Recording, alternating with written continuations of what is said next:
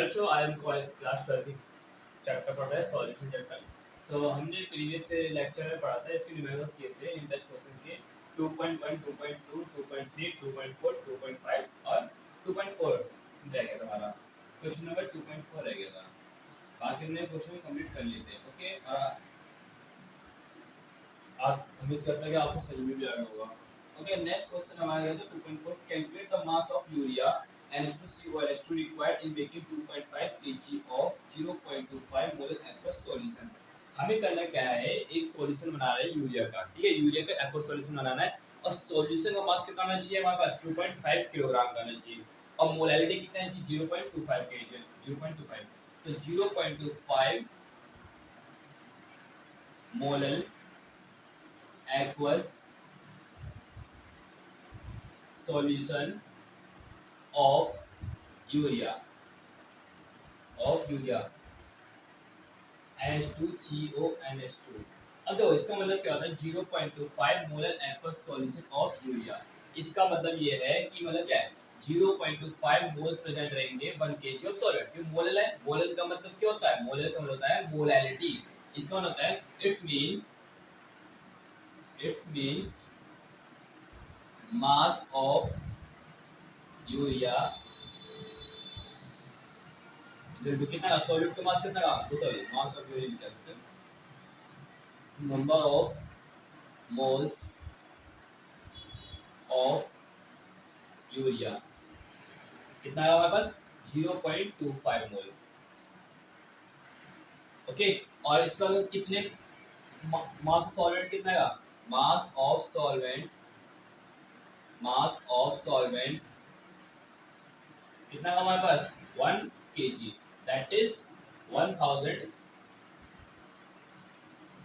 ग्राम। Okay, ये हमारे पास है। अब आपको पता है हमें जो सॉल्यूशन बनाना है, तो ये तो सॉल्वेंट का मास है, हमें सॉल्यूशन बनाना है कितना का मास का बनाना है, हमारा बनाना है 2.5 kg सॉल्यूशन बनाना है। तो सबसे पहले देखेंगे इतने वाले सॉल्यूशन में हमारे सॉल्यूशन का मास आ रहा है वो कितना आ रहा है।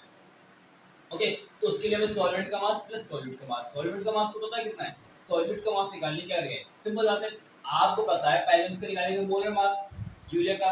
अब मोलर मास निकाल के हम अगर 1 मोल का मास निकाल लेंगे तो 0.25 का निकल जाएगा। तो नंबर ऑफ मोल्स हो गई मोलर मास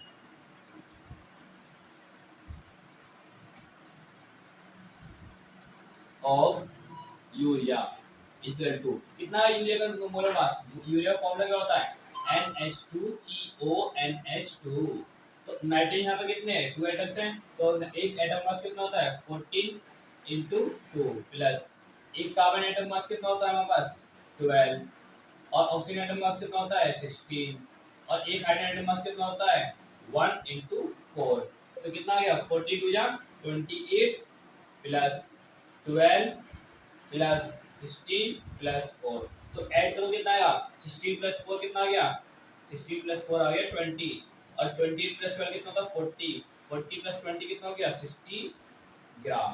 तो हमारा जो मोलर मास आ गया वो क्या है 60 ग्राम आ गया। इसका मतलब मोलर मास का मतलब एक मोल यूरिया का मास कितना है हमारे पास 60 ग्राम है, लेकिन हमारे पास इस सॉल्यूशन में कितने मोल्स है 0.25। तो मास ऑफ 0.25 मोल यूरिया कितना है हमारे पास, ये आएगा 60 × 0.25। तो कितना आ गया हमारे पास 50 तो 15 ग्राम आ गया हमारे पास। तो इसका मतलब ये है कि इस वाले सॉल्यूशन में जो हमारा यूरिया प्रेजेंट है 15 ग्राम है और सॉल्वेंट कितना प्रेजेंट है 1000 ग्राम है। तो मास ऑफ सॉल्यूशन कितना आ गया हमारे पास, मास ऑफ सॉल्यूशन कितना है, mass of solution equal to क्या 1000 ग्राम कौन हो गया सॉल्वेंट और 15 ग्राम कौन हो गया सॉल्यूशन। तो कितना आ गया 1015 ग्राम।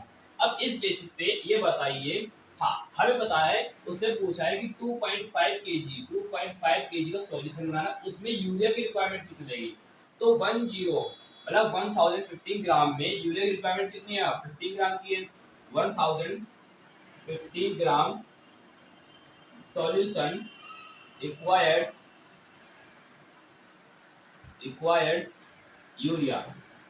required यूरिया कितना 15 ग्राम। यूरिया कितनी रिक्वायरमेंट है, इतने सॉल्यूशन में कितने ग्राम यूरिया है, 15 ग्राम। तो 1 ग्राम सॉल्यूशन में यूरिया की रिक्वायरमेंट कितनी रहेगी, 15 अपॉन 1000, 15 ग्राम। तो अगर 1 ग्राम का निकाल लिया है 2.5 केजी के किलोग्राम, 2.5 किलोग्राम में कितनी रिक्वायरमेंट है, 2.5 kilogram, that is 2500 gram solution required. कितने रिक्वायरमेंट है इसको यहाँ पर कर लेते हैं। तो 15 अपॉन 1000, 15 इंटू 2500। अब इसको जब आप मल्टीप्लाई करोगे तो आप पता है एक हमने ग्राम में निकाल लिया, 1 ग्राम में निकाल लिया, क्या 2.5 केजी निकाल सकता है आराम से। इसको क्या करते हैं, मल्टीप्लाई करते हैं, डिवाइड करते हैं, फिर क्या आता है, इसको मैंने 5 3 15, 5 2 10, 0 5 3 15। अब इसको डिवाइड करो, इसको मल्टीप्लाई करो, कितना आएगा, 25 3 75 100 अपॉन 203। तो इसको डिवाइड जब आप करोगे कितना आएगा,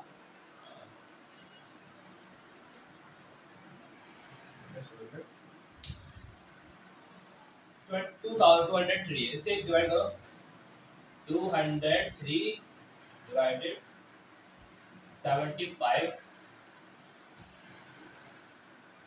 100। तो डिवाइड करेंगे क्या आएगा हमारे पास, 2 3 टाइम्स होगा, 3 3 9 0 6, 9 माइनस 9 1 4 1 पॉइंट लगाया, तो सॉरी पॉइंट लगाने जरूरी 0 का।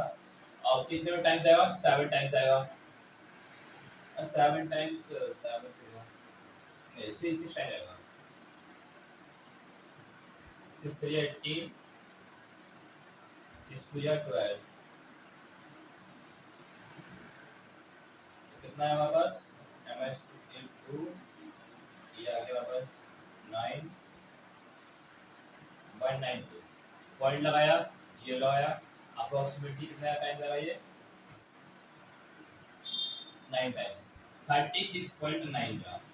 तो इतने ग्राम जो हमारा अगर सॉल्यूशन बनाओगे तो उसको इतने ग्राम यूरिया की रिक्वायरमेंट रहेगी। सिंपल है, ओके डन, स्क्रीनशॉट ले लो। अब नेक्स्ट क्वेश्चन, नेक्स्ट क्वेश्चन तो हमारे खत्म हो गए हैं इसके। नेक्स्ट क्वेश्चन, अब हमारा नेक्स्ट टॉपिक चलने वाला है सॉल्युबिलिटी। अब सॉल्युबिलिटी होता क्या, मतलब सॉल्युबिलिटी हम ये पढ़ने वाले हैं कि मतलब कोई भी सॉल्यूशन हम बनाएंगे, जो सॉल्यूट है वो डिसॉल्व होगा सॉल्वेंट में या नहीं होगा। तो अगर डिसॉल्व होगा तो क्यों नहीं होगा, डिसॉल्व हो रहा है तो क्यों हो रहा है, नहीं हो रहा तो क्यों नहीं हो रहा है। ठीक है, अब बात ये कि हम जो इफेक्ट पढ़ेंगे कि कौन कौन से नेचर्स हैं जो मतलब सॉलिडिटी पे इफेक्ट करेंगे। ठीक है, अब तो देखते हैं।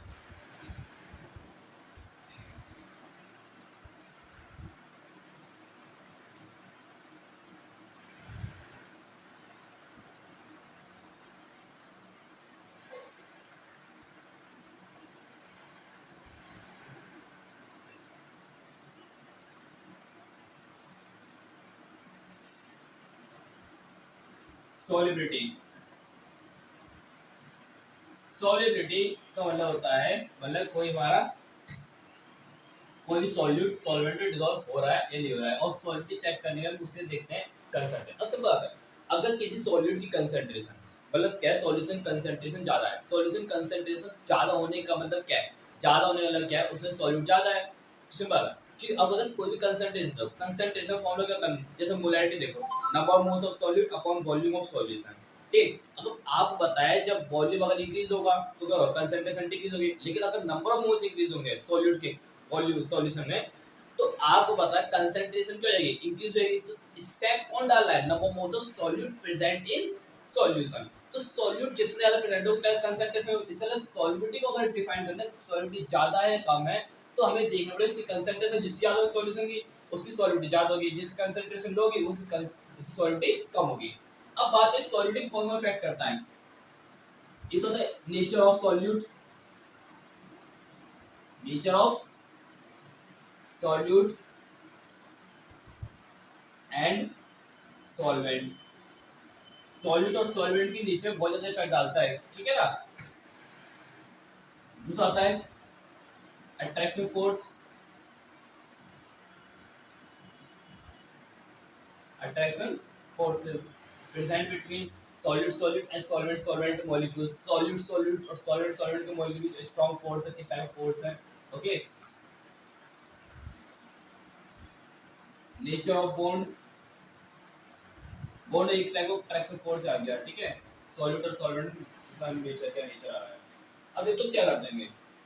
अब क्या होता है, जैसे मान लो हमारा ये नेचर आएगा। अब बात एक जो सॉल्यूट भी जो है हमारे पास है, हमने जैसे पढ़े थे सॉल्यूशन, सॉल्यूशन जो हमने पढ़े थे, हमने गैस को लिक्विड में डिसॉल्व किया था, सॉलिड को लिक्विड में डिसॉल्व किया था और गैस को गैस में डिसॉल्व किया था। तो हम हमारे टॉपिक में है, हम जो पहला टॉपिक पढ़ने वाले हैं सॉल्यूटी, ये सॉल्यूशन बनाएंगे, वो किसका बनाएंगे हम, solution of solid in liquid, solution of solid in liquid, इसका हम बनाने वाले हैं, ठीक है ना। तो इसको बनाने के लिए सबसे पहले हमें क्या करना पड़ेगा, हम क्या लेंगे, सॉलिड लेंगे, सॉलिड के पार्टिकल। अब सॉलिड के पार्टिकल को कैसे डिसाइड करेगा कि मतलब कि कौन डिसॉल्व होगा या नहीं होगा। जैसे मान लो हमारे पास NaCl है, ठीक है, NaCl, इसको मुझे किस में डिसॉल्व करना है, वाटर में डिसॉल्व करना है, किसमें डिसॉल्व करना है, वाटर में। तो ये क्या है, ये आपको पता है, ये आप हम पहले पढ़ते हैं कि जो ये पता है ये कैसा है, पोलर है, ये कैसा है, पोलर नेचर का है, ये भी कैसा नेचर का, पोलर। और पोलर पोलर में डिसॉल्व हो जाता है, पोलर पोलर में डिसॉल्व होता है, नॉन पोलर में डिसॉल्व होता है। तो ये पोलर ये पोलर, पोलर टू पोलर में डिसॉल्व हो जाएगा। लेकिन अगर आपसे कहा जाए कि इसमें नेपथलीन बॉल, नेपथलीन बॉल डिसॉल्व है कि नेपथलीन, नेपथलीन क्या है, नॉन पोलर, नेपथलीन क्या है, नॉन पोलर। अब नॉन पोलर ये कैसा है, पोलर है, नॉन पोलर पोलर डिसॉल्व होगा नहीं होगा। नॉन पोलर किसमें, अगर इसको डिसॉल्व करें बेंजीन में, तो बेंजीन में डिसॉल्व होगा, बिकॉज बेंजीन क्या हमारे पास क्या है, नॉन पोलर, बेंजीन भी नॉन पोलर और नेपथलीन नॉन पोलर। तो इसका सिंपल फंडा होता है, like dissolve like, like dissolve like, unlike dissolve unlike.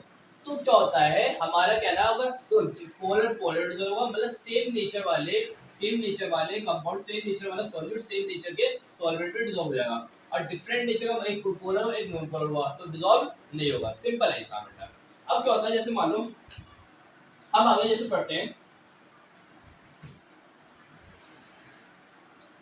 जैसे मान लो आपको पता है एक नेचर ऐसे आती है, नेपथलीन हो गया, एक वो होता है डिसोल्यूशन, डिसोल्यूशन होता है क्या,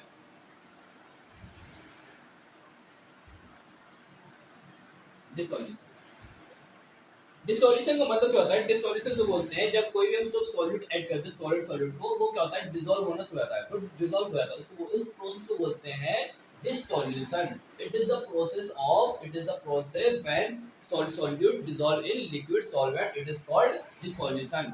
डिसोल्यूशन होता क्या है, जैसे मान लो हम क्या करेंगे, ये हमारे पास बीकर है, ये हमारे पास क्या है, सॉल्वेंट है, क्या है, सॉल्वेंट,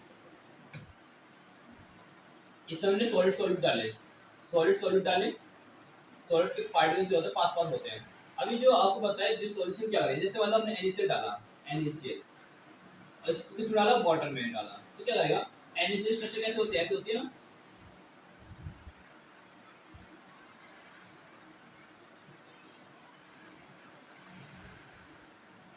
NaCl स्ट्रक्चर ऐसे होती है, ये Na प्लस होता है, Na minus plus minus plus minus plus minus plus minus plus minus plus minus plus, ये प्लस जो है Na प्लस को रिप्रेजेंट कर रहे हैं, माइनस जो है Cl माइनस को रिप्रेजेंट करते हैं। इसकी जो ये आयनिक कंपाउंड है, लाइट स्ट्रक्चर होती है। अब क्या करें, जिसको इसको हमने उठा के वाटर डाला, वाटर डालने वाले चार तरफ से क्या वाटर मॉलिक्यूल्स का अगर अपना जैसे मान लो प्लस वाला है, इसके बाद वाटर मॉलिक्यूल जाएगा H2O, इसके पार्शियल नेगेटिव इसको अट्रैक्ट करेगा अपनी तरफ, यहाँ से अट्रैक्ट करेंगे, बहुत सारे मॉलिक्यूल हैं, अट्रैक्ट करना शुरू कर देंगे। अब जब यहाँ से अट्रैक्ट करना शुरू करेंगे तो बॉन्ड एक टाइप का बॉन्ड बन रहा है, अट्रैक्शन फोर्स टाइप का। तो यहाँ से क्या, ये चारों तरफ से वाटर मॉलिक्यूल अट्रैक्ट करना शुरू कर देंगे, ऑक्सीजन, ऑक्सीजन क्या है, पार्शियल नेगेटिव है। जब इसको ये यहाँ से ये खींचेंगे तो यहाँ इसके बीच में बॉन्ड है वो जो वीक होना शुरू होगा, जब बॉन्ड वीक होगा तो ये प्लस वाला जो है इसके बाहर निकल जाएगा, और प्लस वाला बाहर निकल जाएगा, चार तरफ से कौन अटैक कर लेगा, वाटर के मॉलिक्यूल क्या कर लेंगे, इसको कवर कर लेंगे, वाटर के मॉलिक्यूल उसे कवर कर लेंगे। और जब वाटर के मॉलिक्यूल उसे कवर कर लेंगे तो इसका मतलब क्या हुआ, हमारा क्या हुआ, ये जो कैटायन था वो क्या हुआ, बाहर निकल गया। अब जब कैटायन बाहर निकले इसका मतलब क्या हुआ, अब जैसे ही निकला ऐसे माइनस वाले कौन कवर करेगा, ये H वाले उठा ले जाएंगे, H वाले H पे पॉजिटिव है, तो ये क्या करेगा, धीरे धीरे करके क्या करेगा। तो अब देखो इसमें ऐसे इसलिए हुआ है क्योंकि ये भी पोलर था और ये भी पोलर था, तो तो आराम से हो गया। तो इसका मतलब ये है कि आराम से इनके बीच को क्या इसको क्या करेंगे यहाँ पर ये मॉलिक्यूल होंगे ये फ्रीली फॉर्म में घूम जाएंगे। और आपको पता है सॉल्यूशन मतलब क्या होता है, ये क्या होगा अगर फ्री फॉर्म में हो गए तो छोटे छोटे पार्टिकल डिसॉल्व होंगे, छोटे छोटे पार्टिकल का कंप्लीटली मिक्स होंगे तो हमारा क्या बन गया सॉल्यूशन बन गया। अब सॉल्यूशन तो चलो बन गया, इसको इस प्रोसेस को बोलते हैं डिसॉल्यूशन। जब आप कोई सॉलिड को लिक्विड में डिसॉल्व करते हो और वो डिसॉल्व छोटे छोटे पार्टिकल क्या होता है इसके फोर्सेज जो होते हैं ब्रेक हो जाते हैं उसको बोलते हैं डिसॉल्यूशन। अब एक प्रोसेस आता है क्रिस्टलाइजेशन। क्या आता है क्रिस्टलाइजेशन। अब तो क्या होता है जैसे मान लो हमारा सॉल्यूशन बन गया, हमारा क्या बन गया सॉल्यूशन। सॉल्यूशन बनने के बाद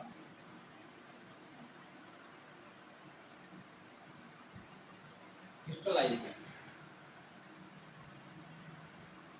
जैसे हमारा सॉल्यूशन बन गया, क्या बन गया सॉल्यूशन।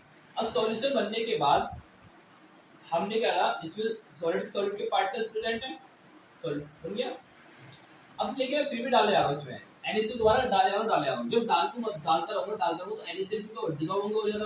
अब जब इसमें Na+Cl- ज्यादा क्वांटिटी बढ़ जाएगी तो इन जो ऑलरेडी सॉल्यूशन प्रेजेंट है सॉल्यूट ओके उसके क्या आपस में क्या कोलिजन होगा। जब कोलिजन होगा तो क्या Na+Cl- से बच जाएगा तो वापस कंबाइंड होगा। जब वापस कंबाइंड होंगे तो पार्टिकल्स क्या होंगे कोलाइड की वजह से वो सॉलिड स्टेट में आएंगे। सॉलिड स्टेट में आने वाला क्या है वो क्या होंगे वो सॉलिड मतलब क्या होगा वो क्रिस्टलाइज हो जाएंगे, मतलब क्या एक सॉलिड फॉर्म में कन्वर्ट हो जाएंगे। जैसे सिंपल आता है आपको पता है हमें पता है जैसे हम हाँ ये आपको एक वर्ड याद होगा शायद saturated saturated unsaturated saturated unsaturated solution, saturated solution unsaturated solution.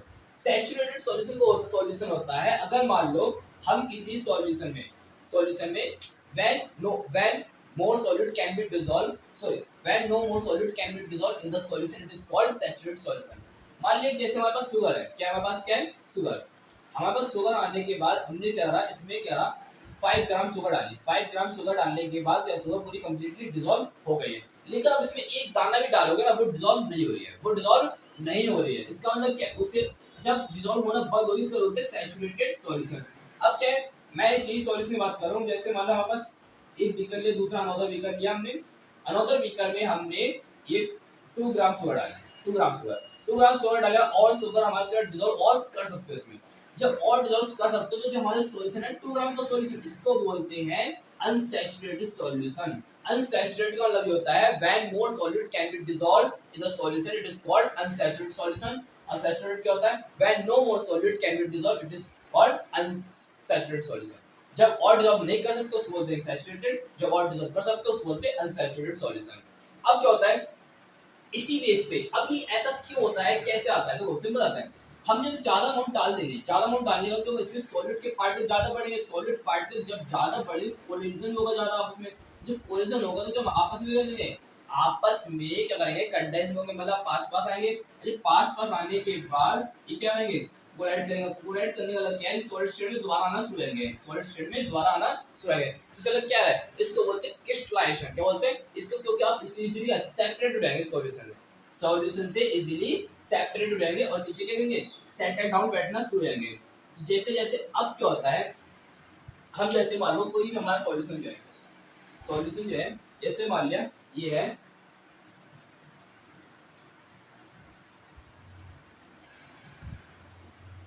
ये हमारे पास बीकर है, क्या है बीकर। अब बीकर में हमने क्या करा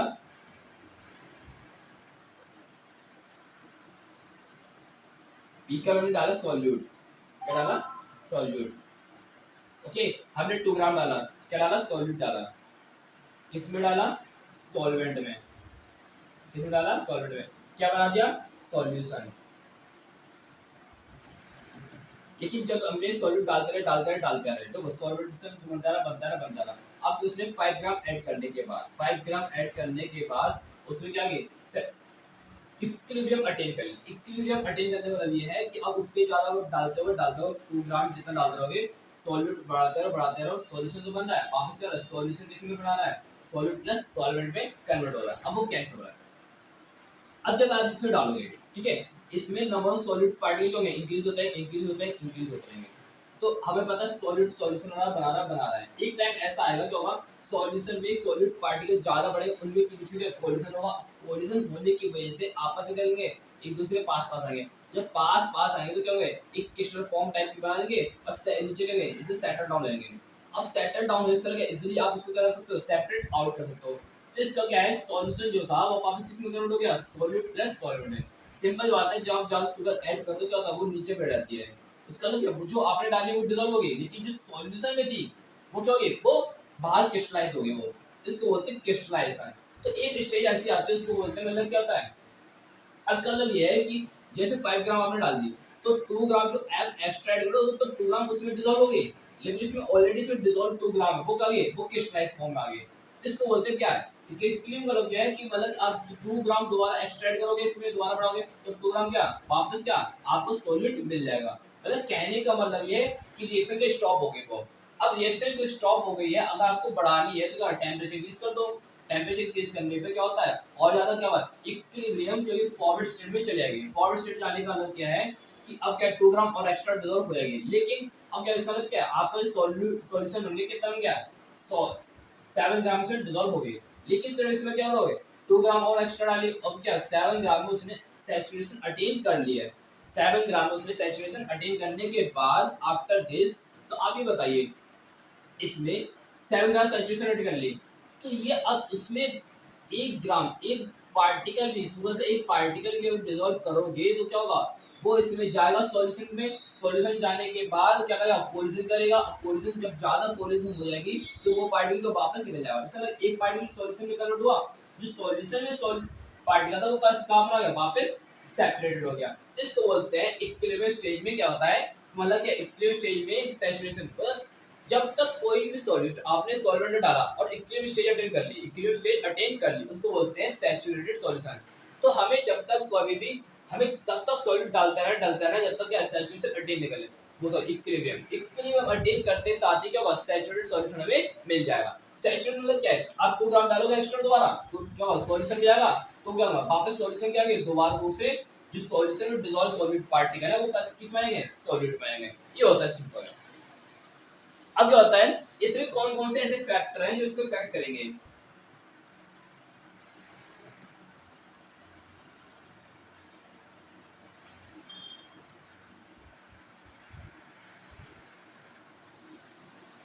effect of temperature, effect of temperature, effect of temperature, ये होता है क्या इफेक्ट ऑफ टेम्परेचर, देखते हैं जस्ट 1 मिनट इसमें। Effect of temperature, effect of temperature जैसे मान लो हम पढ़ते हैं, पर्दा लगा दे, हाँ इफेक्ट ऑफ टेम्परेचर। अब जैसे मान लो हमारे पास क्या है, solute plus solvent gives solution, उससे क्या अटेन कर लिया है, इक्विलिब्रियम। अब मान लो हम जो सॉल्यूशन बना रहे हैं वो क्या रिएक्शन है, वो रिएक्शन है एंडोथर्मिक रिएक्शन। एंडोथर्मिक का मतलब कि जो एंथैल्पी आएगी वो कैसे आएगी, पॉजिटिव आएगी।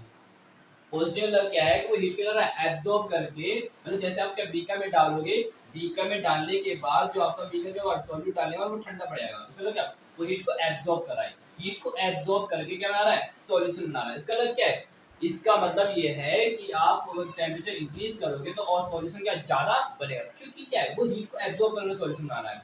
तो टेम्परेचर इंक्रीज कर तो कोई भी जो एंडोथर्मिक रिएक्शन है, फॉर एंडोथर्मिक, फॉर एंडोथर्मिक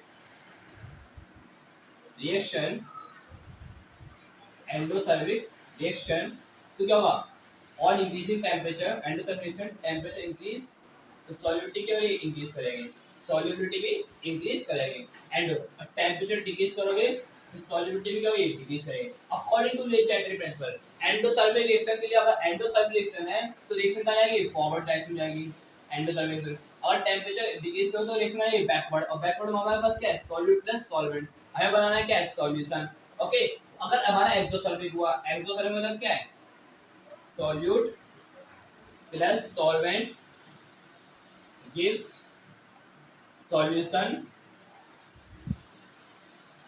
अरे इसमें कैसे डेल्टा एच आ रहा है, किसमें, नेगेटिव में। नेगेटिव आने का मतलब किया है कि एनर्जी क्या हो रही है, रिलीज हो रही है, मतलब वो क्या कर रहा है, जब आप इसको बीकर में डालोगे ना, सॉल्यूट को सॉल्वेंट में डालोगे, तो हमारे हीट, ये बीकर ना गर्म लगेगा। अब बीकर गर्म लगेगा क्या, वो हीट को रिलीज करके सॉल्यूशन बना रहा है। तो इसका मतलब क्या है, अगर आप इसको टेम्परेचर इंक्रीज करोगे तो ये गेन करेगा, टेम्परेचर गेन करेगा तो रिएक्शन आएगी, बैकवर्ड आएगी, और बैकवर्ड जाने का मतलब क्या है कि सॉल्यूट बनेगा। तो for exothermic exothermic reaction temperature increase करोगे तो सॉल्युटी क्या करेगी, डिक्रीज करेगी। और एंडोथर्मिक सॉरी टेम्परेचर डिक्रीज करोगे तो सॉल्युटी क्या करेगी, इंक्रीज करेगी। क्यों, अब अगर टेम्परेचर डिक्रीज करो क्या आप रिएक्शन को फेवर कर रहे हो, क्योंकि वो ऑलरेडी रिलीज करना चाहता है। रिलीज करने का क्या है, उसे हीट नहीं चाहिए, उसे उल्टा ठंडा करो। तो ठंडा करने पे क्या होगा, वो रिएक्शन का फेवर कर रही है तो फॉरवर्ड जाएगी। अब रिएक्शन का टेम्परेचर इंक्रीज कर रहे हो तो वो क्या कर रहा है, आप रिएक्शन को फेवर नहीं कर रहे हो, तो आप उसको किसको कर रहे हो, बैकवर्ड रिएक्शन को फेवर कर रहे हो। फॉरवर्ड तो फॉरवर्ड का मतलब क्या है, सॉल्यूशन बनाएगा, बैकवर्ड मतलब क्या है, सॉल्यूट बनाएगा। सॉल्यूट क्या है, सॉल्यूट। तो अगर एक्सोथर्मिक रिएक्शन है तो हमें क्या करना पड़ेगा, टेम्परेचर डिक्रीज करना पड़ेगा। और क्या नाम है, टेम्परेचर डिक्रीज करने पे सॉल्टी इंक्रीज होगी। देन इतना सिंपल क्वेश्चन है, और कुछ नहीं करता इसमें। फिर नेक्स्ट क्वेश्चन जैसे मान आता है, डन, समझ में आ गया।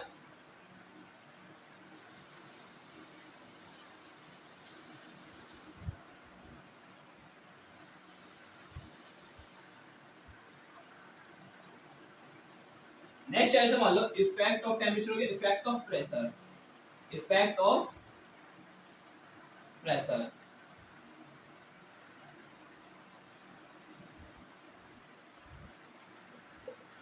अब इफेक्ट ऑफ प्रेशर क्या हुआ, तो आपको पता है सॉलिड सब्सटेंस पे, सॉलिड देखो गैस होती है, गैस को कंप्रेस करो प्रेशर आगे तो लिक्विड स्टेट में कन्वर्ट होता है, लिक्विड को कंप्रेस करो ज्यादा तो सॉलिड स्टेट में जाता है। लेकिन सॉलिड में कोई इफेक्ट पड़ेगा, सॉलिड में जब कोई इफेक्ट पड़ेगा नहीं तो क्या होगा, तो no literal effect, no effect of pressure on solubility of solid in liquid, solid in liquid। तो कोई भी इस एक्स्ट्रा इफेक्ट नहीं पड़ने वाला है। No effect of pressure on solidity of solid in liquid. Solid को लिक्विड जब डिसॉल्व करेंगे तो हमारा कोई भी इफेक्ट नहीं पड़ेगा। ओके, तो अब दूसरा आता है size of particles, size of solid particle, sorry solute particles.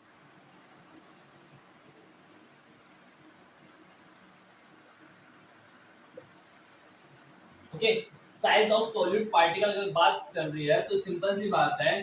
तो यहाँ पे क्या सॉल्यूट पार्टिकल है, सॉल्यूट पार्टिकल अगर छोटा सॉल्यूट पार्टिकल, एक बड़ा पार्टिकल, एक उससे बड़ा पार्टिकल, तो बताओ कौन सा पार्टिकल जल्दी डिसॉल्व होगा। सिंपल बात है, छोटा, क्योंकि आपको पता है जब महीन पीसने के बाद पाउडर जल्दी डिसॉल्व होता है, और जो बड़े बड़े रॉक्स अगर डाल दोगे NaCl के, वो देर में डिसॉल्व होगा। तो small particle can dissolve easily. Solubility inversely proportional to the size of solute particle। तो सॉलिड पार्टिकल जितना ज्यादा बढ़ेगा तो सॉलिडिटी उतना ज्यादा डिक्रीज करेगी। तो जितने छोटे छोटे पार्टिकल उतने जल्दी डिसॉल्व हो जाएंगे। अब तीसरा फोर्थ पॉइंट आता है कॉमन आयन इफेक्ट।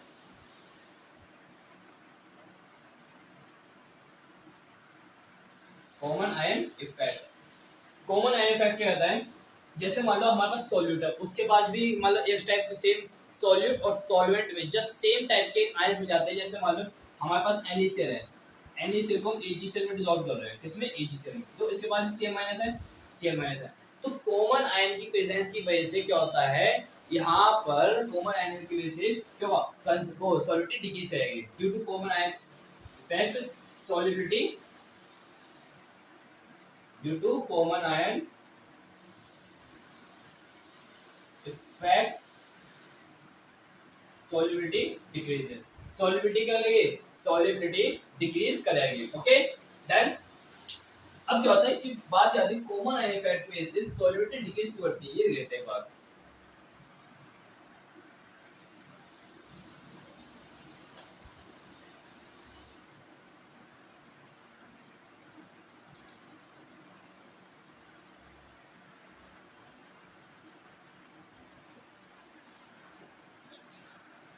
तो क्या होता है, जैसे मान लो हमारे पास के बीकर है,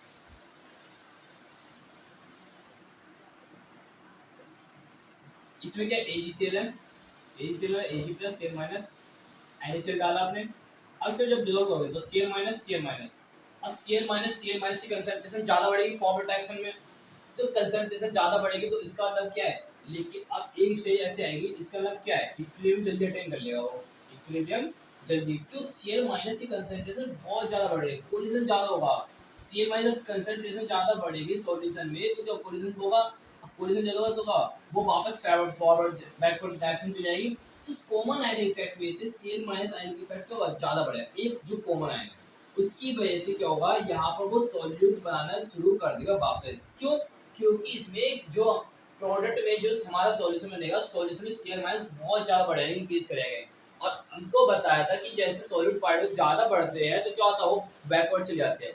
तो सिंपल सा इफेक्ट है, हम इसकी ज्यादा डिटेल में नहीं जाएंगे, ठीक है, वो फिर आप ज्यादा भूल जाओगे।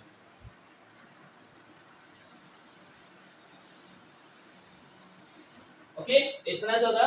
अब क्या करते हैं, नेक्स्ट पढ़ते हैं solubility of gas, solubility of gas in liquid, solubility of gas in liquid. तो देखते हैं solubility of gas in liquid।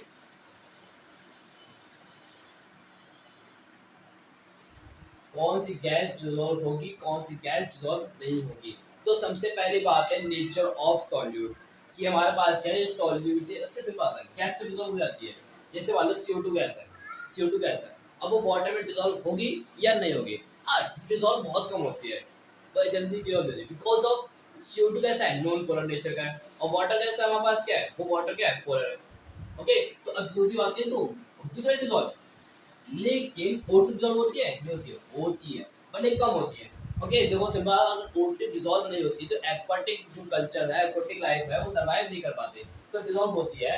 Okay, जैसे मान लो हम कौन डिसॉल्व होती है, अगर कोई मान लो गैस है, कोई गैस है उस सॉल्वेंट से अगर रिएक्शन कर रही है, रिएक्शन कर सकती है, बॉन्ड बना सकती है, तो वो डिसॉल्व हो जाएगी इजीली। अगर वो रिएक्शन बॉन्ड नहीं बनाती इजीली तो क्या इजीली डिसॉल्व नहीं होगी। अब हम पढ़ने वाले HCl से, मान लो हमारे पास क्या है, HCl है,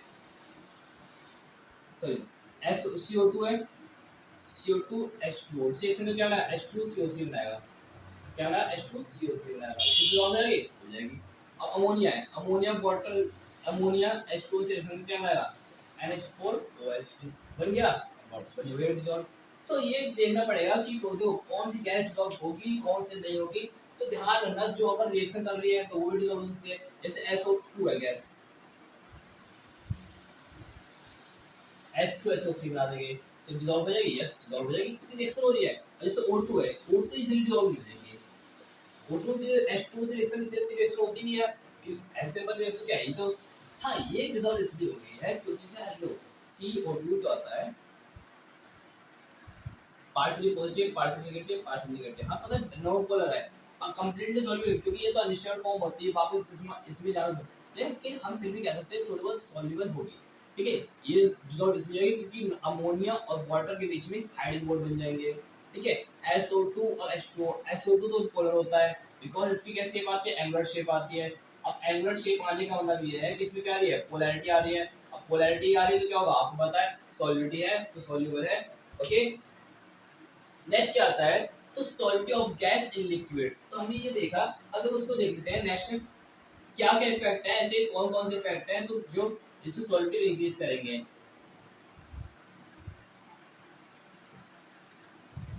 अब जैसे इसमें एक solubility of gas in liquid में एक अच्छा खासा इंपॉर्टेंट लॉ होता है, Henry law.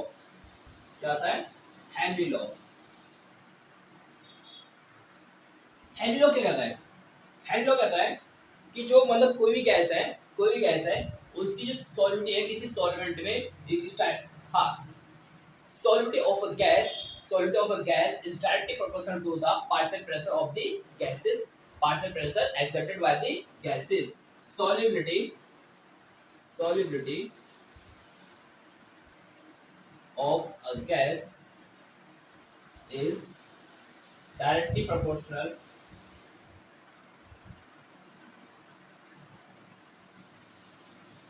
Directly proportional to the partial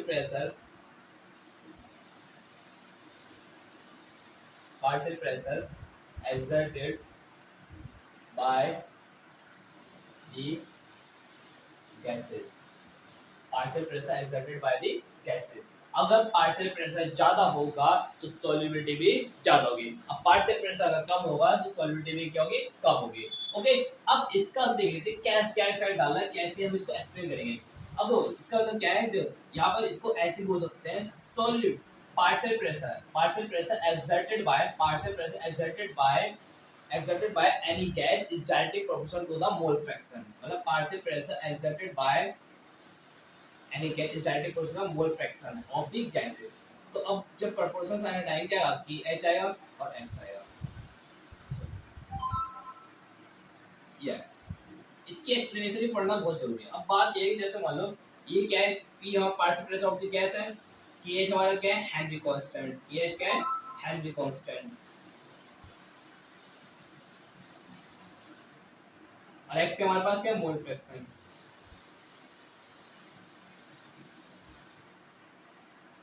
और ये हमारे पास क्या है, ओके। अब चलो इसको हम चलो देखते हैं। पहले क्या होता है, जैसे मान लो ये हमारा KH और P की यूनिट क्या है, सेम है, क्योंकि मोल फ्रैक्शन यूनिट क्या होती है, यूनिट लेस होता है। बिकॉज़ क्योंकि मोल फ्रैक्शन फॉर्मूला क्या होता है, किसी का निकाली number of moles of solute upon number of moles of solute plus solvent.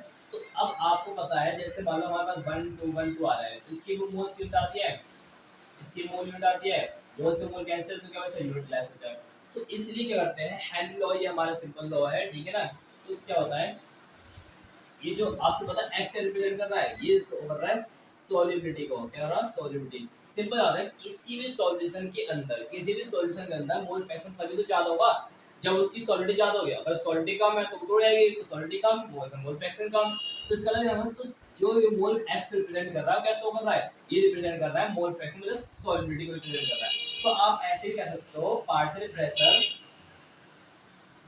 partial pressure exerted by the gas is directly proportional to the solubility।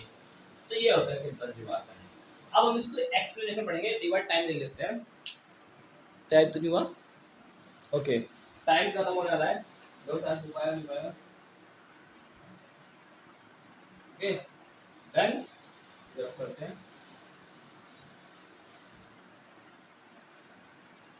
इसके एक्सप्लेनेशन पढ़ते हैं, ऐसा क्या होता है।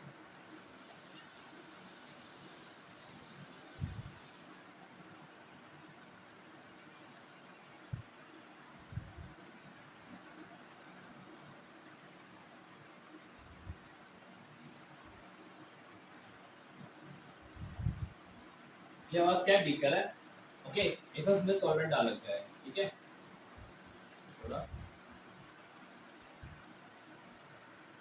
ओके।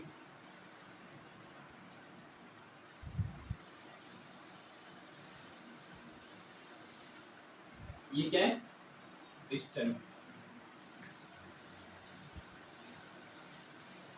है, और इसमें थोड़ा वेट लगा देते हैं, वेट प्रेशर डाल रहा है, क्या है यहाँ पर, ये और इसको करना है।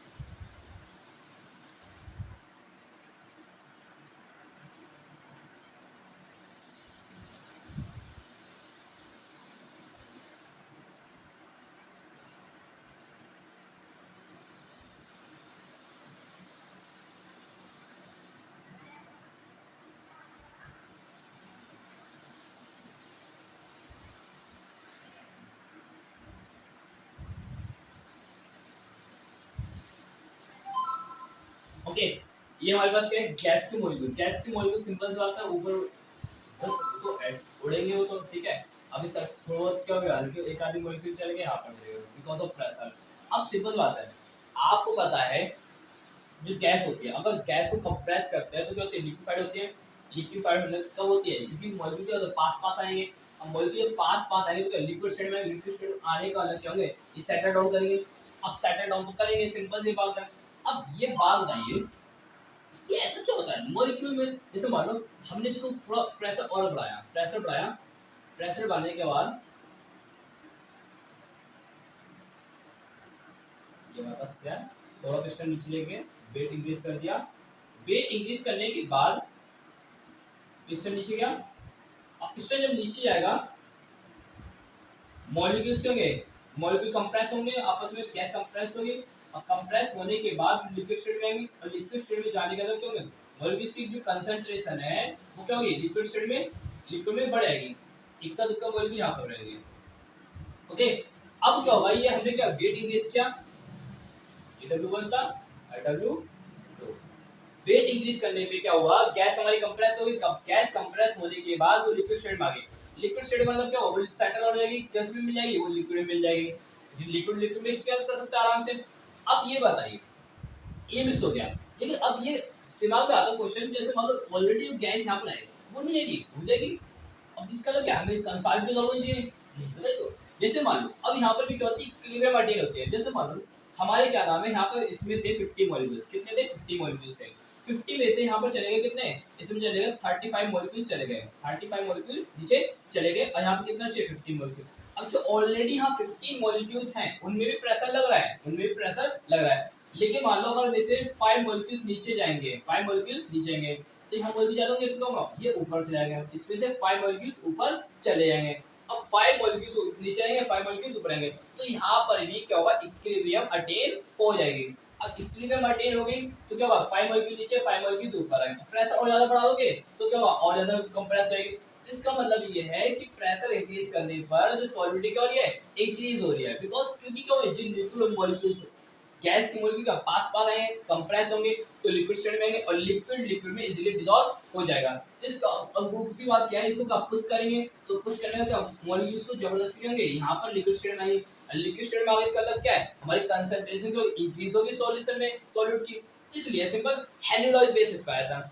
ओके, अब दूसरी बात क्या है, अब मान लो चलो यही समझाता हूँ आपको, अगर मैं टेम्परेचर इंक्रीज करता हूँ, टेम्परेचर टेम्परेचर जनरली क्या होता है आपको पता है, गैस का टेम्परेचर अगर इंक्रीज करते हैं तो वो लिक्विड स्टेट में आती है या और ज्यादा मोशन होगा, सिंपल है, आप बताइए एनर्जी अब्सॉर्ब करेंगे, इनमें क्या होगी, मोशन होगी, मोशन होने की वजह से क्या होगी, ये और ज्यादा एक्सपेंड करेंगे, क्योंकि गैस क्या करती है, एक्सपेंड करती है, तो ड्यू टू एक्सपेंशन तो क्या होगा, सॉलिडिटी क्या करेगी, डिक्रीज करेगी, क्यों, जब हम मान लो प्रेशर फिक्स रखते हैं, प्रेशर को हम फिक्स रखते हैं, तो ज्यादा से ज्यादा मॉलिक्यूल क्या आएंगे, ऊपर आएंगे, और ऊपर आने का मतलब ये है कि यहाँ पर जो ये सॉल्यूशन के अंदर गैस की कंसंट्रेशन तो लो है, अब गैस की कंसंट्रेशन लो है, सर क्या सॉलिडिटी डिक्रीज करेगी, तो टेम्परेचर जनरली अगर इंक्रीज करते हो तो क्या होता है, सॉलिडिटी डिक्रीज करती है गैस की। ओके, और टेम्परेचर डिक्रीज करने में अब पता है, जब गैस को अब गैस को कूल करते हैं तो क्या होता है, लिक्विड स्टेट में आता है, कंडेंस होती है, तो ऊपर क्या होगा, जितने मॉलिक्यूल और ज्यादा सेटल डाउन लगेगा, तो सॉलिडिटी क्या करेगी, टेम्परेचर इंक्रीज करने पर सॉलिडिटी डिक्रीज करेगी, और डिक्रीज करने पर सॉलिडिटी इंक्रीज करेगी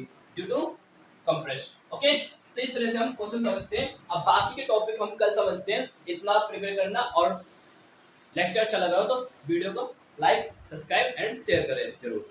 ओके।